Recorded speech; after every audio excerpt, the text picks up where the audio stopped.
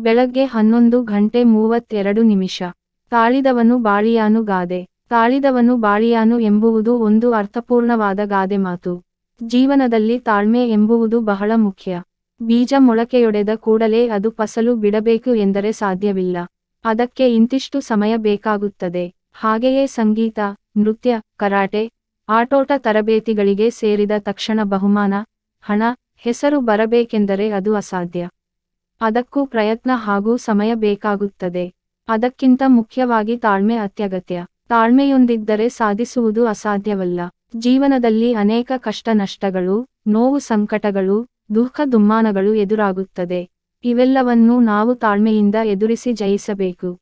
ಆದ್ದರಿಂದ ತಾಳ್ಮೆ ಪ್ರತಿಯೊಬ್ಬರಲ್ಲಿ ಇರಬೇಕಾದ ಅತ್ಯಮೂಲ್ಯವಾದ ಒಂದು ಗುಣವಾಗಿದೆ.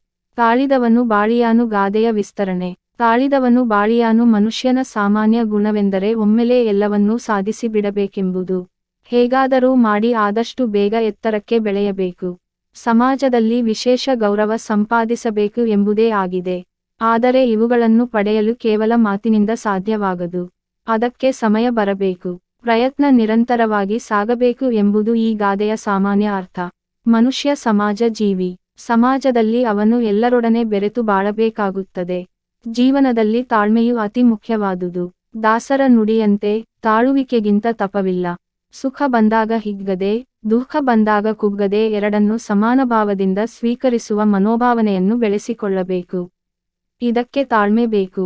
ತಾಳ್ಮೆಗೆಟ್ಟು ತೆಗೆದುಕೊಳ್ಳುವ ಆತುರದ ನಿರ್ಧಾರವು ಭವಿಷ್ಯಕ್ಕೆ ಮಾರಕವಾಗುತ್ತದೆ. ದಾಸರು ಹೇಳಿದ್ದಾರೆ, ಜೀವನದ ಕಷ್ಟಗಳನ್ನು ಎದುರಿಸಲಾಗದೆ ತಾಳ್ಮೆಗೆಟ್ಟು ದುಡುಕಿನಿಂದ ಹೇಡಿತನದ ನಿರ್ಧಾರಕ್ಕೆ ಬರಬಾರದು. ಜೀವನದಲ್ಲಿ ಅನೇಕ ಕಷ್ಟ ನಷ್ಟಗಳು, ನೋವು ಸಂಕಟಗಳು, ದುಃಖಗಳನ್ನು ಎದುರಾಗುತ್ತದೆ. ಇವೆಲ್ಲವನ್ನೂ ನಾವು ತಾಳ್ಮೆಯಿಂದ ಎದುರಿಸಿ ಜಯಿಸಬೇಕು. ಆದ್ದರಿಂದ ತಾಳ್ಮೆ ಪ್ರತಿಯೊಬ್ಬರಲ್ಲಿ ಇರಬೇಕಾದ ಅತ್ಯಮೂಲ್ಯವಾದ ಒಂದು ಗುಣವಾಗಿದೆ. ತಾಳ್ಮೆಯಿಂದಿದ್ದರೆ ನಂಬಿಕೆಯು ನೆಲೆಸುತ್ತದೆ. ಪ್ರೀತಿ, ಭರವಸೆ, ನಂಬಿಕೆಗಿರುವ ಅಗಾಧ ಶಕ್ತಿಯನ್ನು ಲೋಕವೇ ಮನ್ನಿಸಿ, ಗೌರವಿಸಿ, ನಮಿಸುತ್ತದೆ. ತಾಳ್ಮೆಯೆಂದರೆ ಕೇವಲ ಒಂದು ಶಕ್ತಿ ಮಾತ್ರವಲ್ಲ, ಅದೊಂದು ಬಗೆಯ ಜ್ಞಾನವೂ ಹೌದು.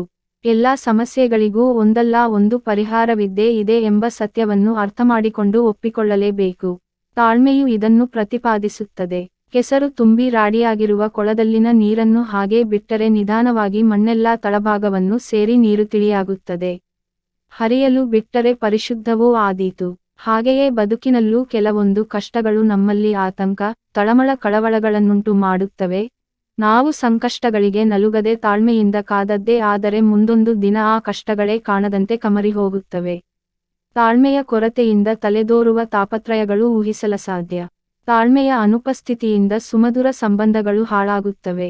ಗೆಲುವನ್ನು ಪಡೆವ ಜಾಗದಲ್ಲಿ ನಾವು ಸೋಲನ್ನು ಕಂಡದ್ದೇ ಆದರೆ ತಾಳ್ಮೆಯನ್ನು ಮರೆತದ್ದೇ ಅದಕ್ಕೆ ಕಾರಣವಾಗಿರಬಹುದು. ಶ್ರುತಿಬದ್ಧ ಹಾಡುಗಾರಿಕೆ ಹಾಗೂ ನೃತ್ಯಕ್ಕೆ ತಾಳವೆಷ್ಟು ಮುಖ್ಯವೋ ಬಾಳಿಗೆ ತಾಳ್ಮೆ ಅಷ್ಟೇ ಮುಖ್ಯ. ಅದಕ್ಕೆ ಹೇಳುವುದು ಬದುಕಿನಲ್ಲಿ ತಾಳ್ಮೆ ಬೇಕು. ತಾಳದವನು ಬಳಲಿಯಾನು. ನಾವು ಬಹಳಷ್ಟು ಕೆಲಸಗಳನ್ನು ಆತುರಾತುರವಾಗಿ ಮಾಡಿಬಿಡುತ್ತೇವೆ. ಸರಿಯಾದ ಫಲ ಸಿಗದೇ ಇದ್ದಾಗ ಇನ್ನಾರನ್ನೋ ದೂರುತ್ತೇವೆ. ಮಾಡುವ ಕೆಲಸ ಸಣ್ಣದೇ ಇರಲಿ, ದೊಡ್ಡದೇ ಆಗಿರಲಿ, ಸಹನೆಯಿಂದ ವಿವೇಚನೆಯೊಂದಿಗೆ ಮಾಡಿದರೆ ಅದರ ಫಲ ನಿಜಕ್ಕೂ ಅತ್ಯುತ್ತಮವಾಗಿರುತ್ತದೆ. ತಾಳ್ಮೆಗೆ ಕಾಯುವ ಗುಣ ಬೇಕು. ಆತುರಗಾರನಿಗೆ ಬುದ್ಧಿಮಟ್ಟ. ಜೀವನದಲ್ಲಿ ಸುಖ, ಶಾಂತಿ, ಸಮೃದ್ಧಿಯನ್ನು ಪಡೆಯಬೇಕೆಂದರೆ ಕಾಯಬೇಕು.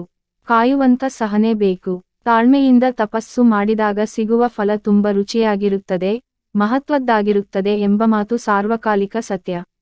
ಆ ಗುಣ ಇಲ್ಲದವರು ತಮ್ಮದೇ ಭ್ರಮಾಲೋಕದಲ್ಲಿ ಮುಳುಗಿ ಹೋಗುತ್ತಾರೆ.